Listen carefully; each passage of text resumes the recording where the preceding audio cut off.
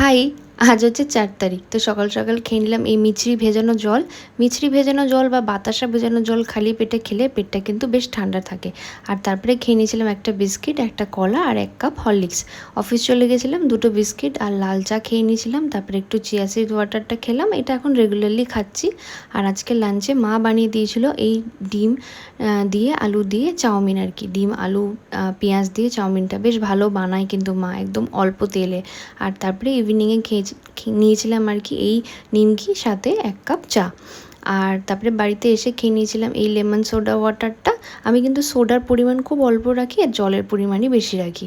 আর আজকে ডিনারে খেয়ে নিয়েছিলাম এই ভাত, তারপরে আলু সেদ্ধ মাখা ছিল, ভেন্ডি ভাজা ছিল। আর এটা কিন্তু ভোলা মাছ, হ্যাঁ, অনেক দিন বাদে আমাদের বাড়িতে ভোলা মাছ হয়েছে।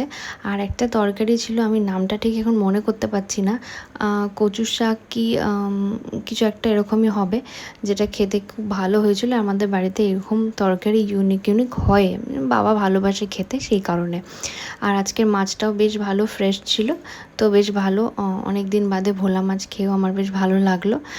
তো ব্যাস এরকমভাবেই আমার আজকে দিনটা শেষ হলো। তো চলো বাই, আবার নেক্সট ভিডিও দেখা হচ্ছে। ততক্ষণের জন্য ভালো লাগলে সাবস্ক্রাইব করে দিও আর একটা লাইক করো।